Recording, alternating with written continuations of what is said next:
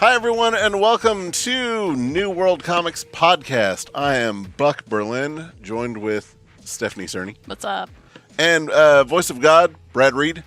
Hey. Hey. He doesn't sound like Morgan Freeman. Well, you know, he's Morgan Freeman on a budget. You couldn't afford really Morgan light Freeman. budget, yeah. And that was the first time I met Andy Dufresne. Joined with us this week is Josh Flowers. Oh, Josh. boy. What's cracking, man? How you doing? Doing good. Good. And good, feeling good. Yeah, so each week at the New World Podcast, we get another person who helps out around the shop. We ask them who they are, what they do, and why they're important. So, Josh Flowers, who are you? That's a very deep existential question, Buck. It's not really. Well, no, but We've met. yeah. Well, I do a little bit of this, a little bit of that for the store. Come in, help Tom pull comics on Tuesday. Tom not pictured, refusing to be pictured. Oh, no. Here's his picture right here. Yeah, that's Tom.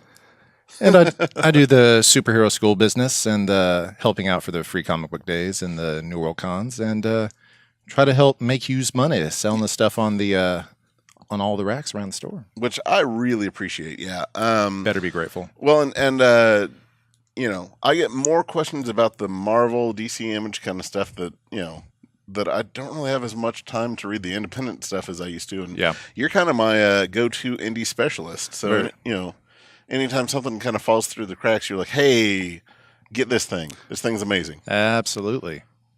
I was starting out doing the comic. You know, normally you start with the superhero books, right? Yeah. But you know, the deal with superhero books is the constant rebooting, the revamping of the storylines, and it just it gets to a point where there aren't any stakes anymore. Mm-hmm. You know, it's like there's Texas Roadhouse and there's Boulevard. The stakes are much higher in different places. So You see what he did there? He was talking about steaks, and then he was talking about steaks. What? Yep. all the terrible funds are pre tonight, folks. Yep. But with your independent books, it just it has a beginning and middle and end of a story. Well, except for the Robert Kirkman things, but that's that's a totally different thing. But Yeah. it tells its story, gets in, gets out, and then on to the next thing. Yeah. And I like that. Cool. Yeah, and you mentioned that you help pull comics, so if your comics get pulled wrong, it's him. It's This totally is the guy Tom. who does it right there. Absolutely, It's his 100% Tom. Yeah, it's definitely not Tom pictured right here. But yeah, you do most of the indie, you know, finding by doing that. Oh, yeah. And then, like you mentioned, you help with the superhero school. Very And much so. You've been with it almost the entire time. Oh, I wasn't the first gen with Galen, Kenneth, and all those other fellows. Yeah, well, you were towards the end of, I think, that first year. Yeah, I think you were still in the first year. Yeah, because we had that Hellboy day that we had to throw That's in. how you convinced me to do this. Yeah, Was look, you get to be Rasputin, and like, really? yeah, I get to be the Mad Russian. Which we will have pictures of included. yeah. Right here. Yes. Man, this is going to be a picture-heavy podcast. Sorry, listeners. Check out the Facebook or the YouTubes. Yes. To witness the most epic of beards. Yeah, And that was Which- all me. I was no prosthetic. Yeah, that was- nothing. we are still finding pieces of that beard. The coolest thing about that day was it was actually Hellboy Day. Yeah, it was National Hellboy Day, and Mike Mignola, Retweeted us. yeah, retweeted. He was like, "Oh my god, good job, guys." Yeah, that's pretty dope. Yeah. Oh, and the picture with Father Shane with Hellboy. Yeah, Father Shane was a Catholic priest that hung around here. One of the coolest dudes Yeah. ever. He's unfortunately no longer with us, but Yep. he made sure to get a picture with him and Hellboy Yes. because Father Shane's story later on Superhero School. Yeah, This definitely. is kind of where we kind of hit it off. Okay. But Yeah, we'll get back to that. yes. But speaking of your involvement in superhero school, what's probably the coolest thing that you got to do because of all that? It's probably doing a lot of the charitable stuff that we get to do. You know, Yeah. people see our stuff on Facebook or their customers, and they come in, and they ask us to go things for children with disabilities or lower income kids or private schools, just anything and everything. Mm-hmm. And if you can go and just going out there and being able to put a smile on a kid's face and brighten up their day a little bit when they're going through something that's really deep and terrible that maybe just kind of eases that a little bit. It's a super cool thing. Yeah. And I think that's probably the coolest thing that we get to do. Yeah, I'd say so. Mm-hmm. And if kids think, hey, that character's pretty cool, I might want to pick up a comic book and do this here reading thing. Yeah.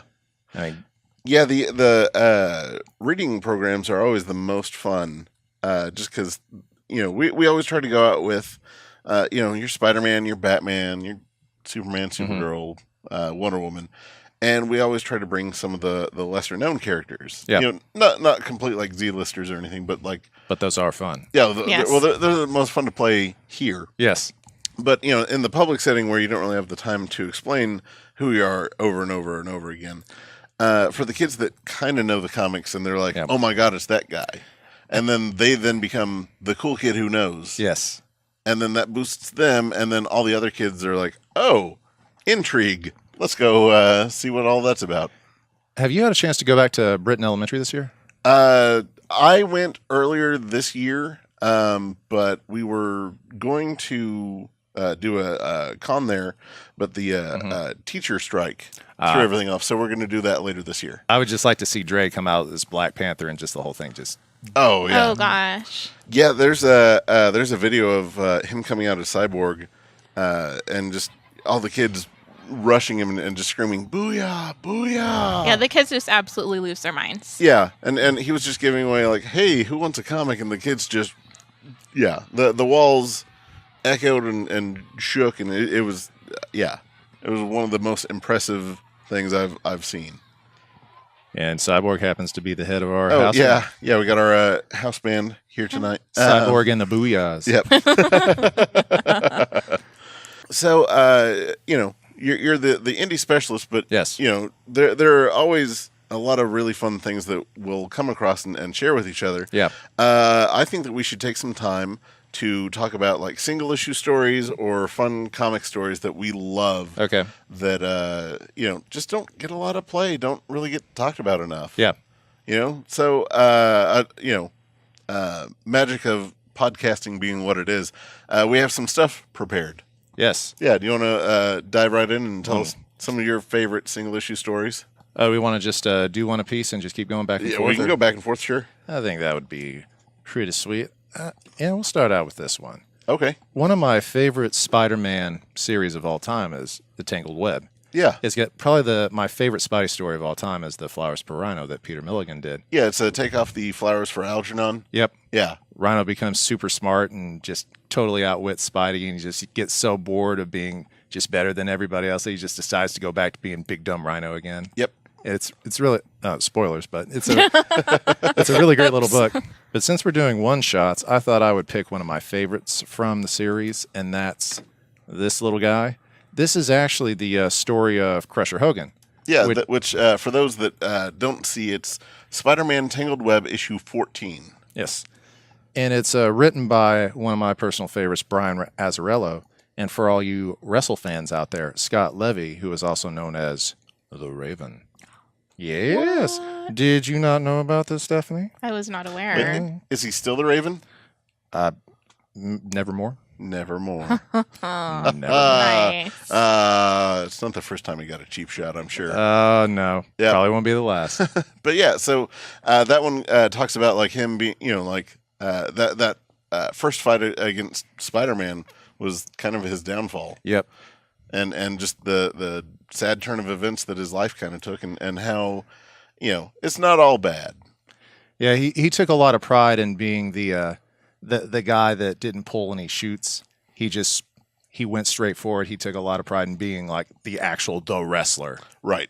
And he's just so stoked up for the very last fight, and they're Hops and Spider-Man, and you just know how it's going to play out. I'm like, oh, you're about to get served, dude. Yeah. But it was a really fantastic issue. Yeah. I mean, that whole series is just filled with great stories. Yeah. I'm really surprised it doesn't get more play, but Yeah.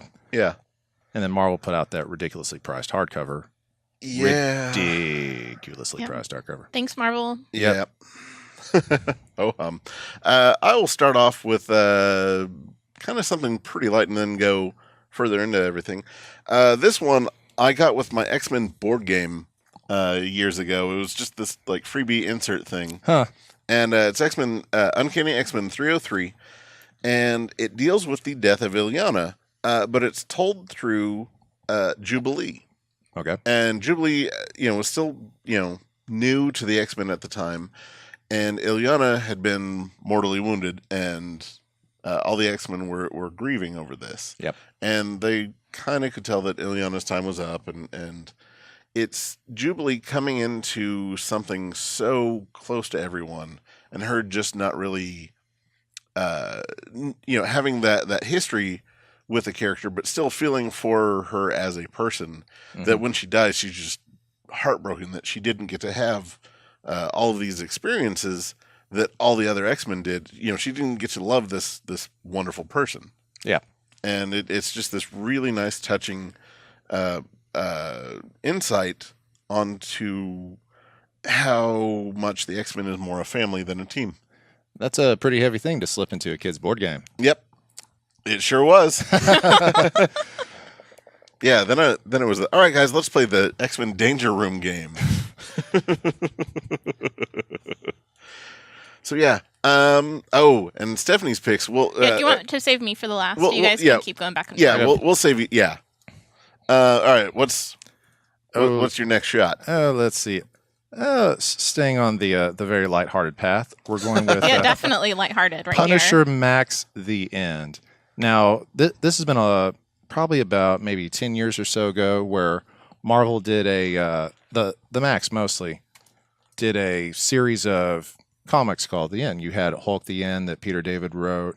You had Punisher Max, and then you had Wolverine the End. And then you had your Fantastic Four the End, and then you had two different X-Men the End maxi series that were 12 issues each. That's the thing that killed it. Like a very drawn out end. It was so worthless. Yeah. Kitty Pryde becomes a president.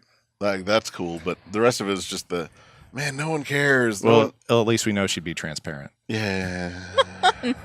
Not even that. You're doing it wrong. You're doing it wrong. No, it's the X-Men. They get powers they don't normally have. Anyway, tell us about this Punisher the End. Okay, this is probably my favorite of the Max books. The Hulk is really good as well because Peter David does a great Hulk. Yes. But this is the most Punisher that you can absolutely get. It's a post-apocalyptic America, and the Punisher's just slogging it out over the nuclear wasteland that is now the United States of America. And he eventually comes across the people that were kind of largely responsible for the collapse of the entire thing, and they ended up being like the last people alive on the entire planet. And in pure Punisher fashion, he just kills everyone because the human race isn't worth preserving, and it's just like the most frank thing to do. Right. Like, maybe in the next life I might actually be able to save the family. It's like, oh, Garth Ennis, you're so dark, man. Does the sun shine in Northern Ireland? He's written a few happy comics. You wouldn't think that it would. Yeah. With Garth Ennis. But it's a really great Frank book, and you guys should check it out. Yeah, and going along with the Punisher theme, one of my all-time favorite comic books is Punisher War Journal, issue 4 by Matt Fraction and Mike Deodato.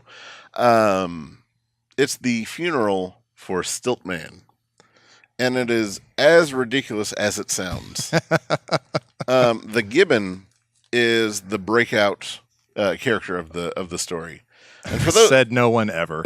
For those that don't know, the Gibbon was the last villain created in Stan Lee's Spider-Man run. Oh, his first appearance is Stan Lee's last issue. Ooh, it explains a lot. Yeah.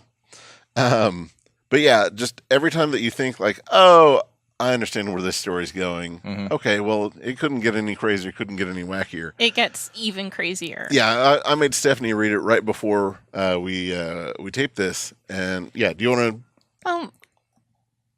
I don't even know. Like I'm like reading it, and I'm like reading out passages, and I'm like, what happened here? And then like you get to the very end, and it's like my jaw just dropped, and you just don't even believe what happens at the very end of it. Like, what? Yeah, like characters will show up and you're like, wait, what? And it's like the best characters, like the characters that we love to throw into superhero school. Yeah.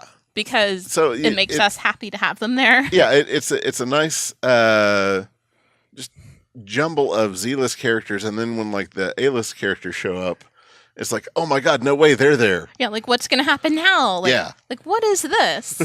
And you kind of forget you're reading the Punisher book. Like you're like, what? Well, because it's such a perfect like single time story. Yeah. It's so good. Yeah. Yeah. Continuing with the Matt Fraction love here, I have this is kind of a one shot, kind of sorta. It says one shot. It does say it on the cover, but it is It's part of an overall story. it is. But aren't they all? Yes, they are. The grand narrative and the psychology terms. But this was Matt Fraction's audition to actually write Thor. And in Ages of Thunder, he sticks to the original mythology, unlike a lot of the other previous writers, where it was Thor was just kind of the He-Man with the hammer, your classic Walt Simonson, which was the old space adventures. But this is like the part where like Loki plays a trick on Sif, and her hair goes from blonde to black. Yeah. And it's the golden apples that the Enchantress gets. It's really cool for all the mythology buffs out there that read Thor for that. And it's kind of like Wonder Woman when they integrate like the old Greek myths into it, and it really makes it a little bit more real and a little bit more interesting. Cool. So this one rationalizes the mythology with the Marvel history. Yep. Okay, cool. Because Thor is just as arrogant as he could possibly be. Just you're an old man and a fool times about 10. Cool. You know what I loved about Matt Fraction's run was when in I think his first issue that he was there, Volstagg was just trying to get more food from this scientist that was just trying to explain like all the horrific things. It was like, well, as Asgard's leading scientist, I concur, but I'd like more food first before we discuss this further. Like, oh, Volstagg, so wonderful. One of the best Volstagg moments is from Brian Willingham's Warriors 3 miniseries, where Fandral just like wags the finger at him for just totally decimating a buffet. Right. He's like, he said it was all that I could eat, and clearly it was not. It's like, no, you destroyed this man's business. Oh, yeah. What? Like, oh, I'm so sorry. Yeah. Man of Midgard. Yeah, we actually have that in hardcover right now. Yeah. Yes. Yeah. It's a Bill Willingham of Fables lore. Yeah. Yeah. For those that are interested, yeah, the guy that wrote Fables so very well wrote Warriors 3, and it's phenomenal. Yes. So this next one is part of a mini series, but the issue really works better as just kind of a one shot. It's right after Peter Parker died in the Ultimate Universe. It's Ultimate Fallout #1, the Spider-Man No More. It starts. It ends up in the funeral for Peter Parker, and from the way to the limo into the cathedral, Aunt May is walking in, and this little girl stops and she says, "Hey, you're Spider-Man's mommy." And she says, "No, I'm his aunt." She was like, "Well, you made him breakfast every day, right?" She's like, "Yeah." He says, "Well, Spider-Man helped me not die." And then she turns her head and it's just burned, like she's horrifically scarred. Mm-hmm. And she's like, "Do you want a hug?" And oh man, it's the most like tear-jerking moment. All the feels. It's 2 pages, and say what you will about Brian Michael Bendis and his his overwordy work and things like that. Yep. This boils down what a wonderful, great writer he can be. Yep. Like this is absolutely one of my favorite comic moments of all time. So beat that, Josh Flowers. Well, He's like, I'm going to you with my Hellboy. well, it's not tear jerky, but it's certainly a lot of fun. For those that know the Evan Dorkin story about the beasts of burden, these are the cutest little domesticated animals that go around and solve occult mysteries. So, Jinkies gang. Yeah. And then Hellboy shows up and they have a joint investigation, and it's just the funnest freaking thing. Yeah, well, and for those that don't know, most Hellboy comics are really fun. Yes, Like, they are. Everyone thinks like, oh, it's gonna be dark, grim, and gritty, which they are, From time to time. but they're still super fun. Yep. The other Hellboy one shot that's really kind of a lot of fun is when he digs up the corpse. Oh yeah, And he's just so angry, like, why did you wake me from my sleep? Put me back in the ground. It's like, just a minute, Chatterbox, till I get where I need to go. right. Yeah, well, because he needed the corpse to tell him. Yep. Yeah, and they stole from that for the first Hellboy movie. Yes, they did. Yeah. Yeah, they did. I can't not hear Ron Perlman's voice as Hellboy now. Well, it'll be real interesting when David Harbour takes over. Yeah. Yeah. And So- they're doing the Wild Hunt storyline for that That's movie? right. Yeah. Yeah, they're going Wild Hunt. Mila Jovovich is the Blood Queen. Ooh. Yeah. That'll be really nice. That? Yeah. I can dig it. And it means that we're not getting another Resident Evil movie immediately. So Oh, that's even a shame. better. Resident Evil 24. Yep.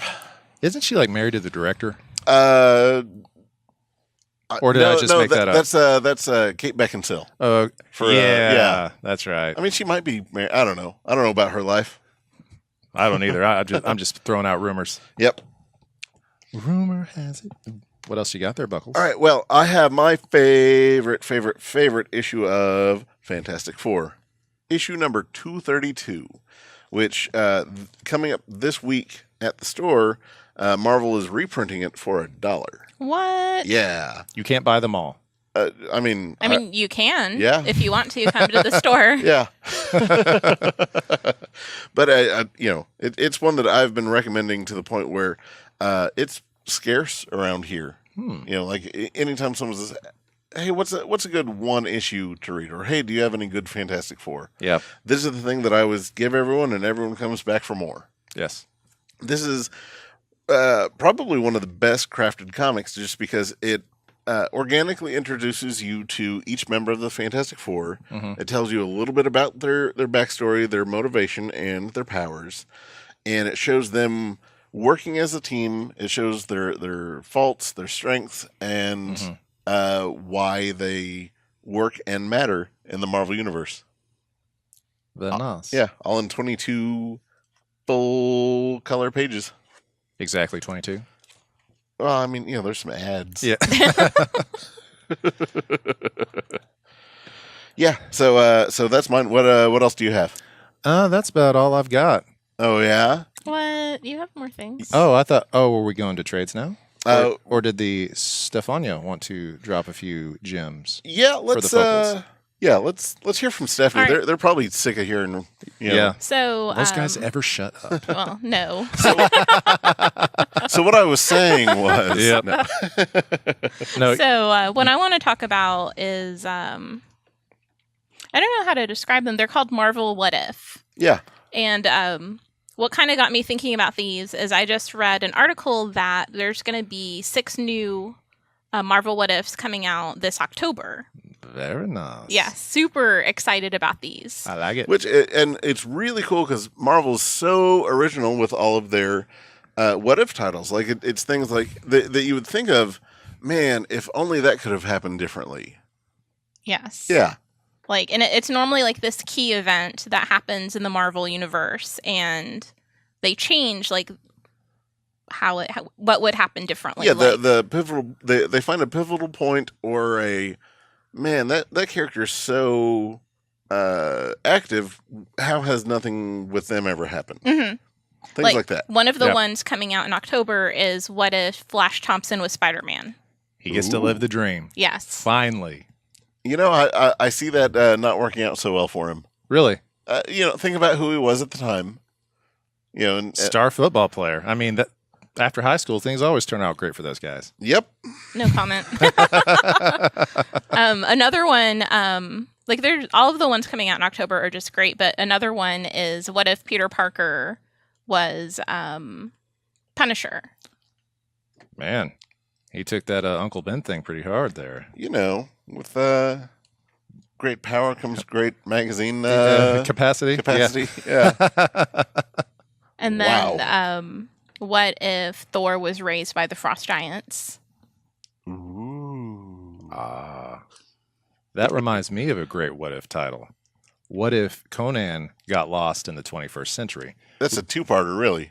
It is, but the second one, I believe, is the best one. We don't have the issue in stock right now, but basically Conan gets lost in the 21st century, and he can't speak the language. He's in the middle of New York, and he's just freaked out. So he goes and runs and hides in an alley, and he's like camped out up where the, you have the stairs, the emergency escape. Yeah. And he's just like watching people react, and he sees like all the pimps and the drug pushers and all those guys extorting money, and he's like, by crumb, this is how you do it. Yep. So then Conan like starts robbing people in alleys and eventually builds up a rep, and he goes to this gym and finds the biggest, toughest guy and said, I will defeat this man and I will take his crew. And he challenges him to a fight, and this guy's like, yeah, whatever, look at this clothless caveman. What's he gonna? And Conan just wrecks the guy. Yeah. And then the very next scene, it's Conan walking down the street with a posse right behind him. And don't forget his tiger. Oh, and Conan goes to an apartment to impress this girl that he met. He's in a Cadillac, a white pimp suit, and a tiger. Yep. This is an actual comic. This does exist. By Crumb. By Crumb. It's glory. I've heard that what's best in life. It turns out it's this comic. Yes. Yeah. Lamentations of the women. Lamentations of the women. All right. Well, we're. But of course. Yeah. Speaking of barbarians. Yes. So we pulled some of our favorite ones. Another one of my favorite ones that we don't have was what if Hulk had the brain of Bruce Banner? Imagine that ever happening. Somebody did. Man, if only that could last for 5 years in comics and be awesome. Oh, wait. I think it did. Again, written by Peter David. What? Yep. So, what other original Marvel ideas do we have? So we have, what if Jane Foster had found the hammer of Thor? Man, could you imagine what would happen if that ever happened? You know they should get Jason Aaron to write that story. Ooh, I can only imagine how awesome that would be. Oh, dude. Yeah. That would be something else, huh? Maybe he would become unworthy. Man. But they can't. Thor won't. Yeah, the possibilities. He is worthy. He is worthy. Yeah, there's just like a whisper that can change all kinds of things.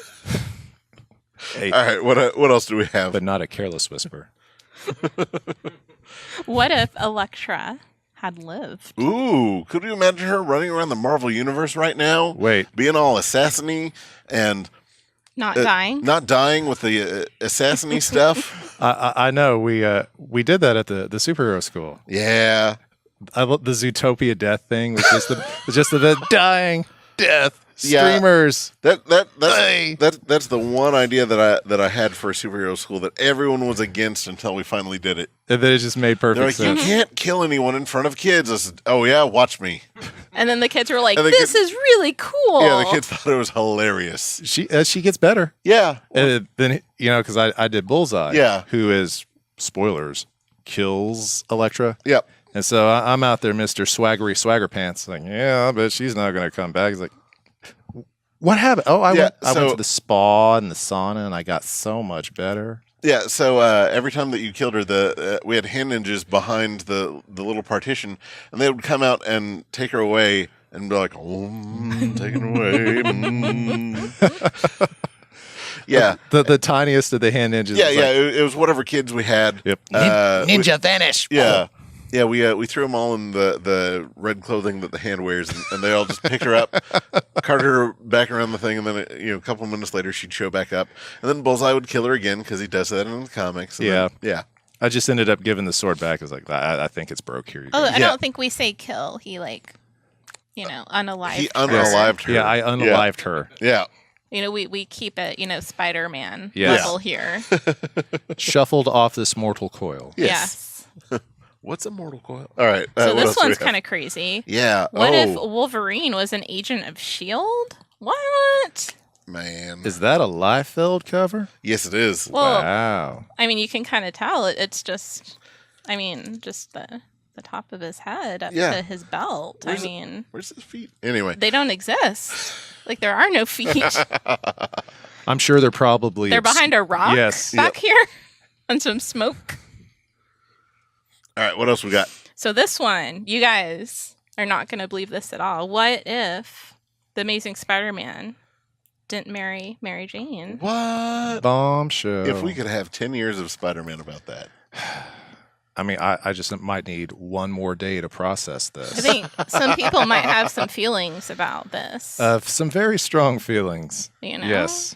All right, so we've had our fun with what if that Marvel, I guess, ran out of ideas. The House of Ideas ran out of ideas, and they started taking their old what if stories and making them the actual content. Like, what if General Thunderbolt Ross got the power of the Hulk?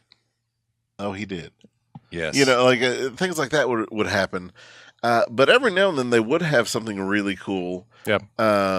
Like this one where it's an actual original man. It'd be really cool if we had a take on that. And this one is, what if Rogue possessed the power of Thor? Yeah, because her first appearance was in Avengers Annual 10. Yep. And she takes on the Avengers, and that's where she steals Miss Marvel's power. Yeah.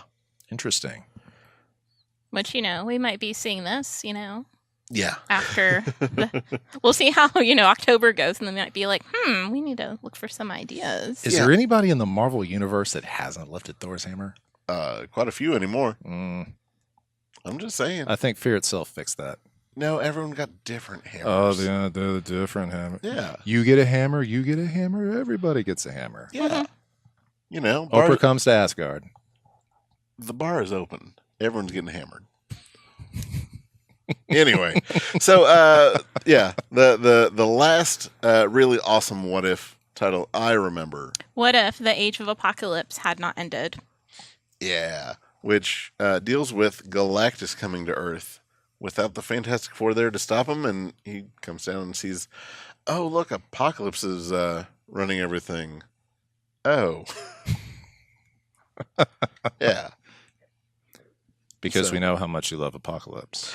Yeah, you know, I just seem to get, you know, outed as like, man, you hate everyone's favorite this or that. Well, allow me to explain myself. By all means. Yeah. So, I really don't like Apocalypse. Like, I'll agree that he looks really cool. Like, he has a really cool design for the most part. Like, the hoses that go to his elbows, to his back.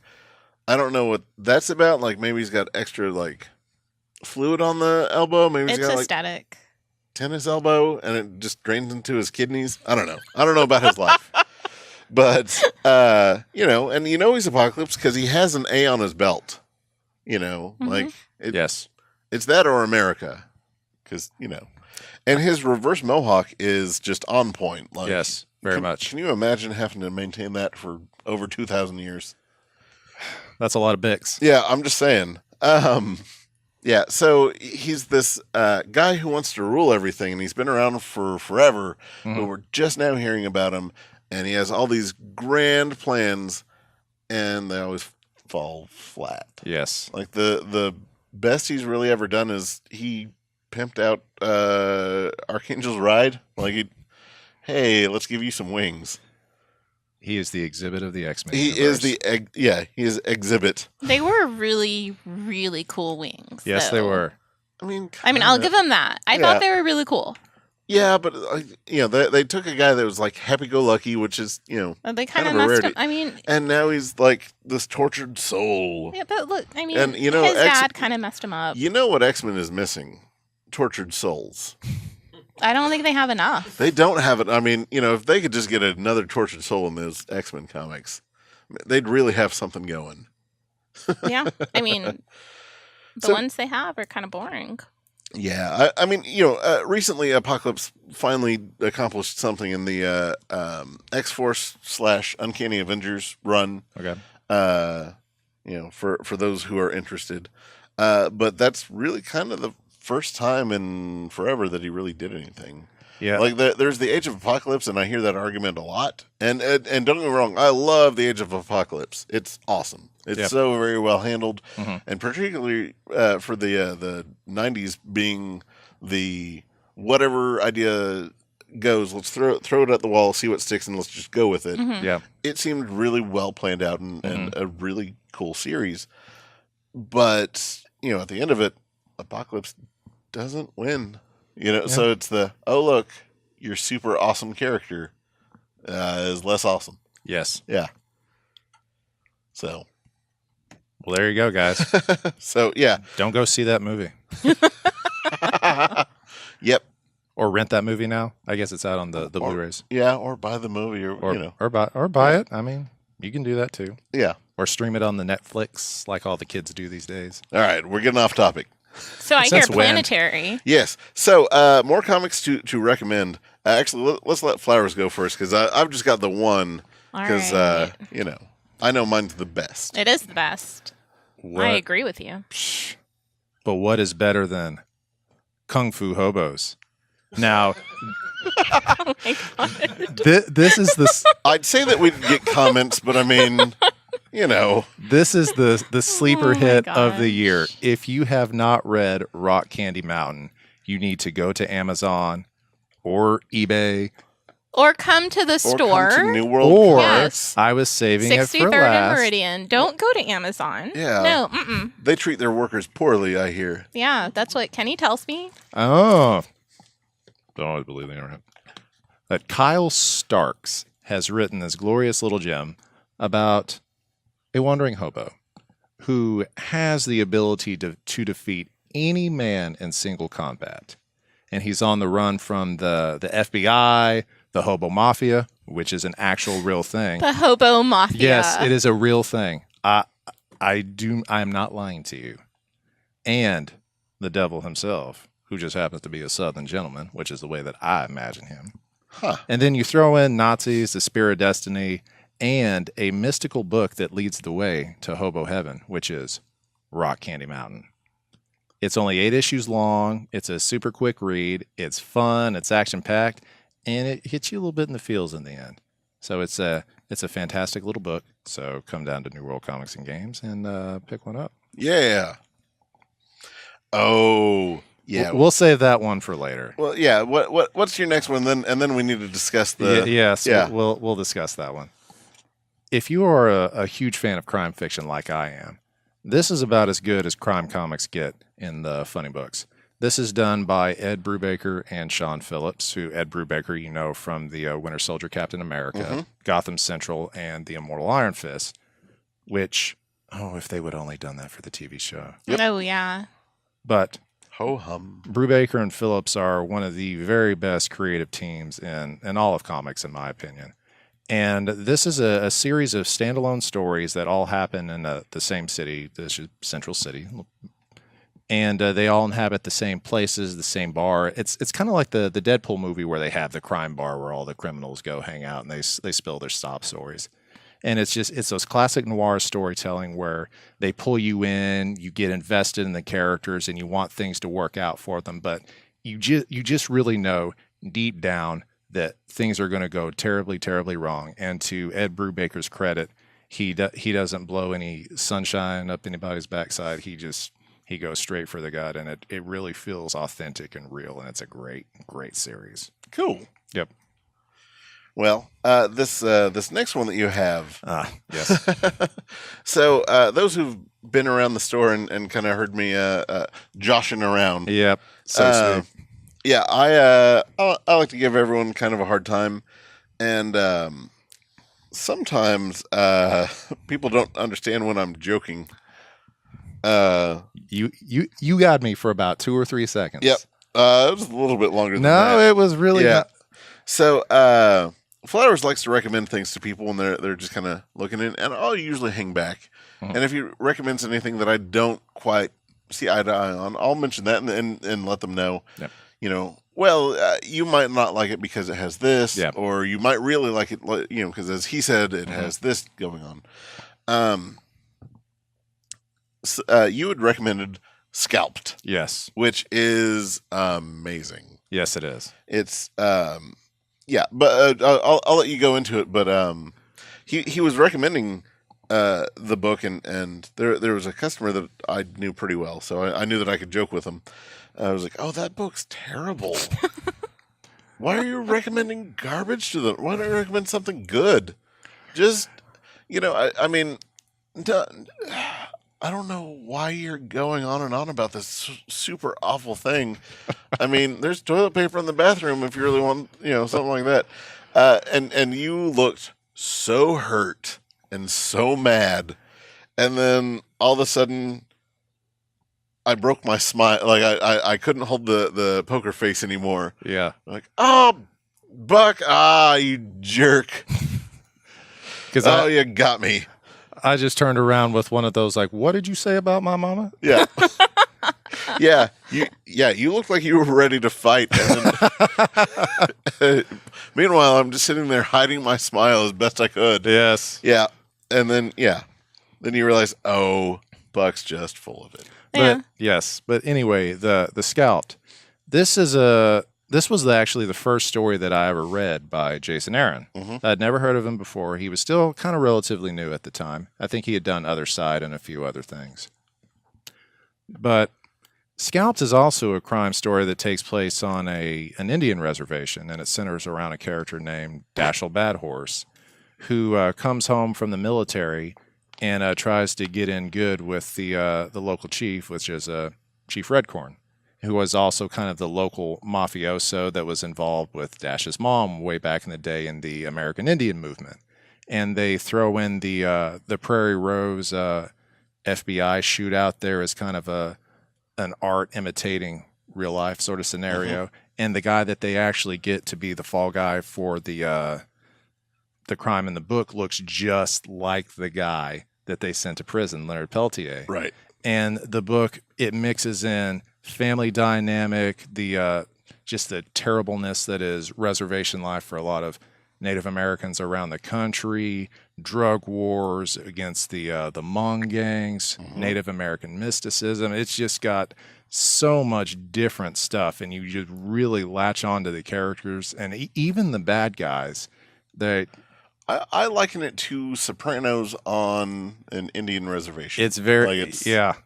It's again, it's another. I know this is kind of getting redundant for the crime fiction, but it's really it's a fantastic book. And I mean, after reading that, I mean, anything that has the Jason A. Ron's name on it is like, you know what? I'll take a shot at it. Yeah. Because it's just quality. That's what I like about your picks. It's either like, here's the darkest, grittiest thing. No one will have any teeth left because of all the grit. Or this one has kittens. Or like, man, did you see those puppies? They were amazing. Look how happy they were. You know, it's kind of weird. I read novels like books like the Gulag Archipelago and stuff about like Nazi concentration camps, but most of the things that I watch are like Pixar movies. Yep. I don't get it. It's just one of those weird things. We get it. You're a psychopath. Well, yep. Call a spade, am I right? No. Oh, no. You know, I'm more of a diamond. Oh, things got weird. No. Yeah. Way to go, guys. They started weird. Yeah, well, you're not wrong. So the thing that I want to recommend the most is, in my opinion, the second best comic story ever written. Like the first being Watchmen, but Planetary. Crap. So's your face. So Planetary is written by Warren Ellis, and it starts off just as these little one-issue stories that explore the 20th century. Mm-hmm. And there's Elijah Snow who gets thrown into the thick of things, investigating what's going on and why, and what's the big sinister scheme behind it all. And later you find that it's every adversary and everything that they investigate is not a major property. Like here's not Godzilla, here's not the Spectre, here's not the Justice League. But you guys know. You know what we're doing. So the villains are not the Fantastic Four. Ooh, twist. Yeah. That's fun. Yeah. So this not Fantastic Four are getting everything in order and getting ready to do horrifically bad things. Ooh. Yeah, and it's just so perfectly written. Yeah. Yeah, and the more you know comics, the more you'll get it and enjoy. But it's a perfect story for those that don't really know. Yeah. Like it's slight little nods along the way, but it's not integral that you know who this character is supposed to be or what they're about or what that kind of thing. But yeah, gun to my head, this is the perfect comic series. So I just want to qualify. Scalped it was Chief Lincoln Red Crow. Red Corn is from Family King of the Hill. oh, I was Yep. Yep. Just to clarify that. Okay. So let's see. I think before we cap this off with the store stories, there's something that I think that we should mention to the listeners, All right. that particularly on Facebook. Josh Flowers here refused to get a Facebook page. Social Or, media. Yeah, any social social media media. at all. So I took it upon myself to make a Josh Flowers fan page. Because as a business owner, there's some things that funny, dumb things or other things that I would like to post, like to just throw out there. Just hey, here's a fun thought I had, whatever. Yep. That I can't necessarily do, and with his blessing, he has let me throw out most of those ideas in his name. Yep. Although from time to time, you'll come up with something. Yep. And it's all right, let's throw it on there. So the really heinous ones that you all hate, he wrote. All the funny ones that you loved, I wrote. That's cool. I'll take the rap for that. Yeah. I mean, look, shrapnel doesn't discriminate, and neither do I. I'm just saying. Yeah. Oh. I'm an equal opportunity jerk face. Yep. So for those interested, there's a Josh Flowers fan page. It's he's listed under an entertainer. Of kind. Yeah. Of a kind. Yeah, and we've had a few times where we've had to delete a few posts. Yeah. There are a few too soon Yes. moments. Yes, there was. Yeah. I love the picture on there. It's of me holding up this really like sparkly feminine shirt. There's an ongoing joke at the store. Yeah. So anybody that's ever been in superhero school, male or otherwise, has worn women's clothing at least once. Right, and that's really just because the cut of the clothing fits the form better. And it's also the colors too. Yeah. Yeah, the colors are more vibrant, and the material is a different thickness than your typical male clothing. Mm-hmm. So it just looks better on someone. Yeah. Because it's not meant for look at this rugged thing that we're supposed Yes. It's the hey, here's a nice piece of clothing. Yes. The going to buy the purple booty shorts for Magneto was it definitely was not a high point of my week. Yep. But Where's the teen girl section? yep. Yeah. Ma'am, I would like to know where the multicolored booty shorts are at. No, they're for me. Yep. That we do a thing called superhero school. Yeah, Yep, the dance store near us and the academy that's near the store, they know us well, and there's women that will come up to me and say, "All right, who are you making now?"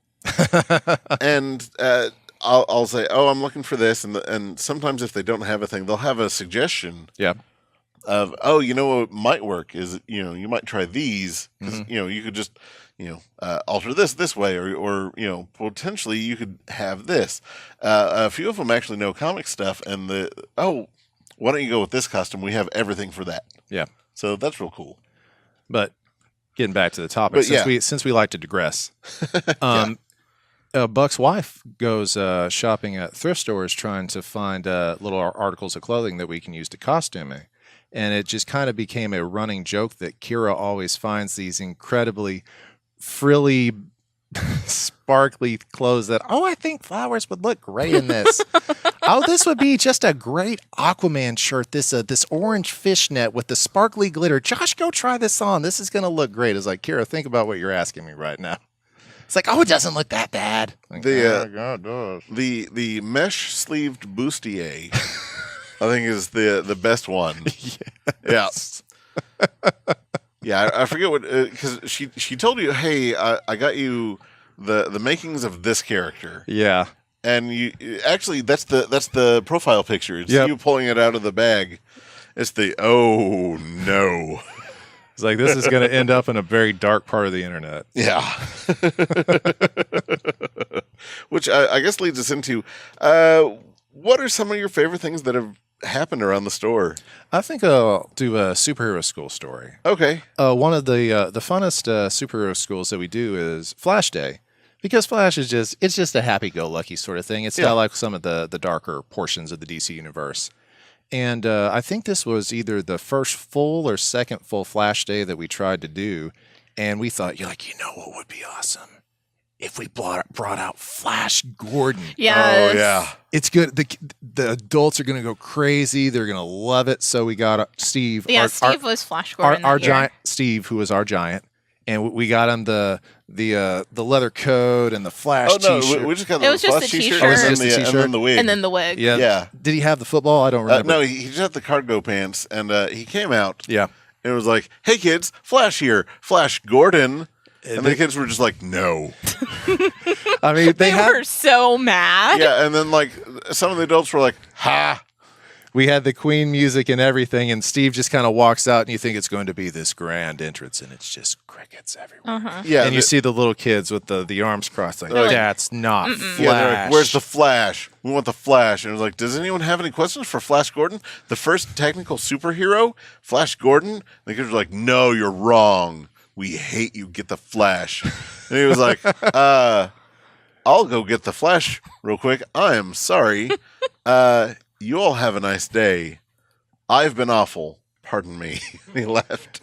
If only we had the Hulk music to play him out. Yeah. And then I think Galen was the Flash. Yeah, then. he was Barry Allen. Yeah, well, because Galen at the time was our go-to superhero.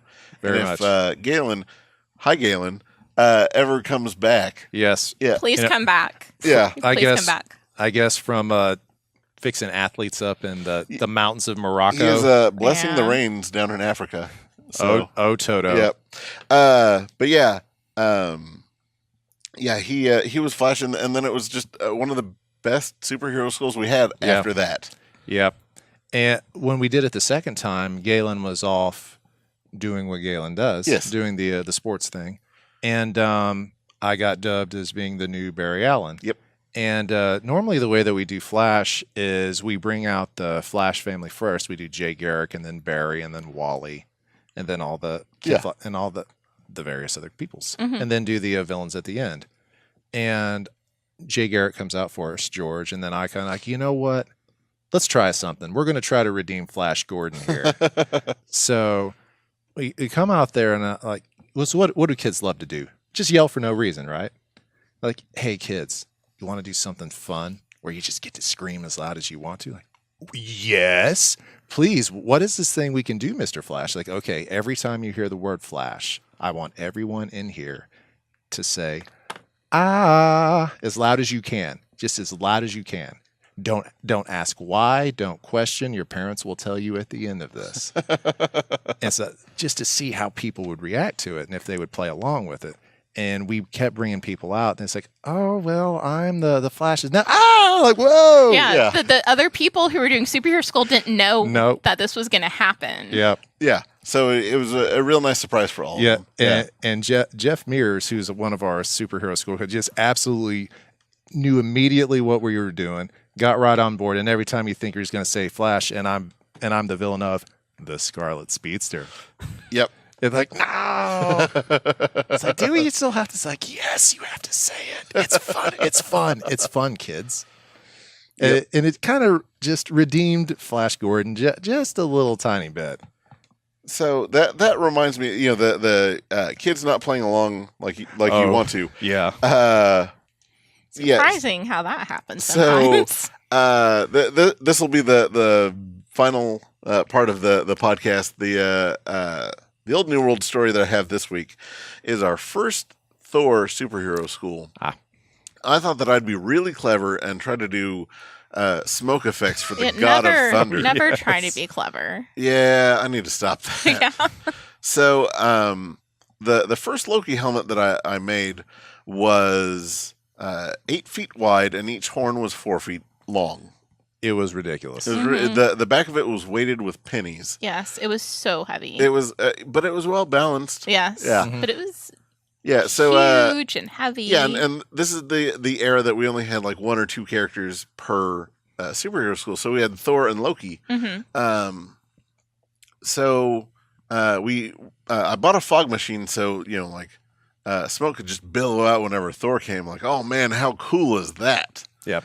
So we tried it and just kind of turned it on right as Steve walked out, and it didn't really look like anything. Like if you weren't sitting right in front of the door where he came out, it didn't really look like anything. So we tried it again and nothing, and we tried it again and nothing. So we realized that we had to fill up the entire back room full of fog for it to Billow out. Yep. So that meant that everyone in the back room had to stand there with the fog machine going constantly for about an hour and a half for it to work. And then, whenever they open the door, it's the one-time go. Yes. Right? So we didn't time everything perfectly. So we had it was, at the time, the most full our superhero school had been. And we had to stall to get the back room more full of smoke. Or fog, I should say. And then the kids started asking questions, and we started answering, and we lost a little track of time there. And eventually the fog started seeping out from underneath the door, and kids, being as well trained as they are, said, "Oh my God, I think there's a fire." Yeah, the kids were so concerned the back room was on fire. Yeah, they're like, I think someone needs to call 911 right now. There is a fire here in the comic book store, and paper is flammable. And I was like, oh, well, gold star for you. And I said, no, that means that it could only be Thor. Hey, Thor, come on out. Yeah. So Thor comes out, and the fog billows out, and it looks amazing. But then it keeps billowing out.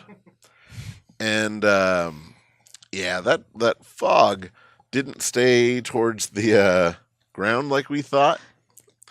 It ended up kind of lifting at the ceiling. And for those that haven't been in a small enclosed place with the fog machines, they stink. Yes, they do. They smell so bad. And then the fog machine wouldn't turn off right away, so it kept like shooting out fog, and even when we unplugged it, it would still give out like the little bursts from when it was cooling down. So halfway through that first Thor superhero school,